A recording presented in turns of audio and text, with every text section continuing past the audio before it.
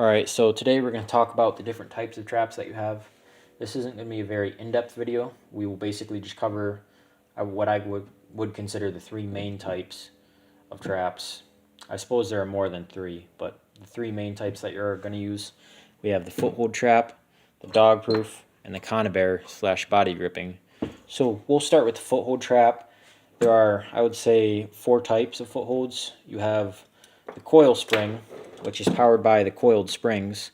It's got coiled springs here. They go up under the lever here, and then the lever closes the jaws. It comes up and closes the jaws.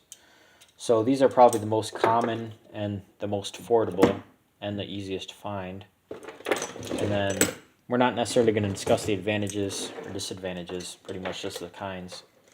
And then this is the Longspring. This is probably the oldest style and the most recognizable style, like you might have seen them in the movies and that. So this is powered by the long springs. As you can see, they just come up and close the jaws. These are getting harder to find. There are a lot of vintage traps, but if you want to buy one of these brand new, suppose I'm getting into details, which I said I wouldn't do, but unless you go through Sleepy Creek, you can only get number 0s, number 1s, number 11s, which is this. A number 1 is one less spring, and a 4 and 5. So there are a lot of sizes that they don't really make anymore.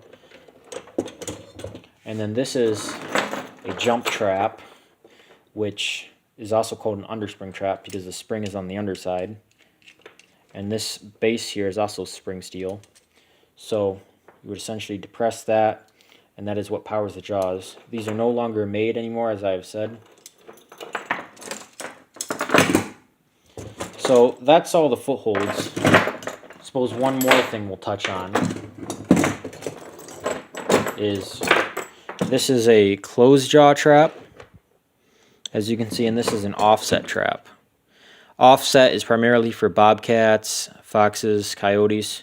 You don't really want it for coons because if if there's any bit of give in here, they'll be able to get out of it. And this is also a square jaw trap, and this is a round jaw.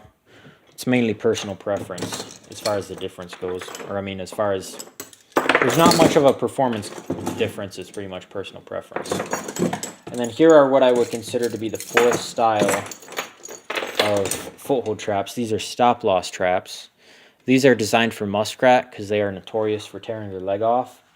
So most of them, I would say, have a pin here.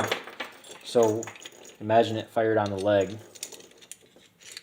The muskrat would start to pull, and then it would pull the pin out, and it would pin the muskrat so it can't take its leg off.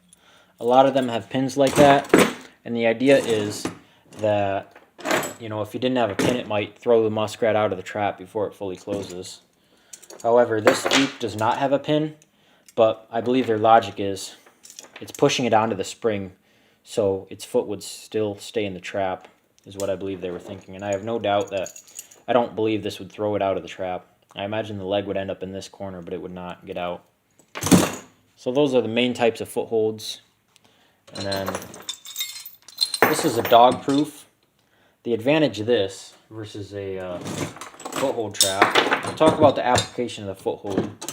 So this can be used in many things. You can just bury it in the trail, hope it steps on it. You can do like a dirt hole set. You bury this and put some baiting back and it'll walk onto it.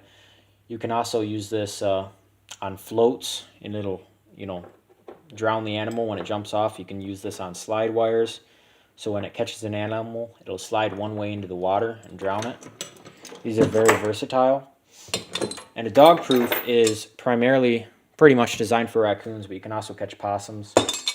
And you would essentially put some bait in there, stick it in the ground, and then it's called a dog proof, so canines can't get in there. It's mainly just raccoons and possums. On this specific one, it's a pull only, so it would have to pull up on this little bar in here and get stuck. And the advantage of these is they're pretty simple, pretty low maintenance, I would say, as compared to a foothold having to bend the dog, bend the dog so the pan sits flat and wax and dye it and all that. But this way, if you were using bait to try and catch a coon with this, you might have to rig it up so it only can come in one way. Versus this, you basically just stick in the ground and go. And these are a little bit more expensive. I paid $5.69 for this trap, which will catch a coon, and then this one I paid $17 for, but the cheapest I've seen them is $14, so they're a lot more expensive. And then pretty much the last class is going to be Conibears. Now, what these are is Conibear is a patented name, I suppose you would say. Oneida Victor came up with that name. But so all the other companies that make them call them body gripping traps, but everybody calls them Conibears. Now this here, this is set off. It would snap onto the neck of the animal and kill it. So these have their uses. You could put it in a trail and it would snap and kill an animal. You could put it in the water for beavers and such. Or you could put it in a box at the entrance of the box, so when something comes in, suppose you have bait in the back, it would snap and kill it. These are also, I would say, a little bit more expensive than, this is a 220 for raccoons, and this is a 1.5 Coilspring. Both are Dukes. This was $11, this was $5.69. So these are a little bit more expensive, but they are convenient sometimes.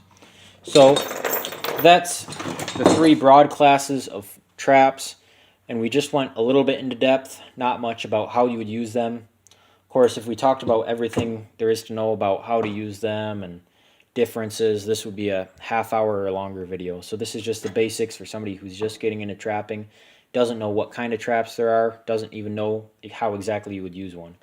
So thank you guys for watching the video. I would recommend you watch some of my other videos, or even videos from another YouTuber on different sets you can make and all that. I will leave a link in the description on how to set different kinds of foothold traps, how to set a Conibear trap, so be sure to check those out. Thank you guys for watching. God bless, and see you on the next one.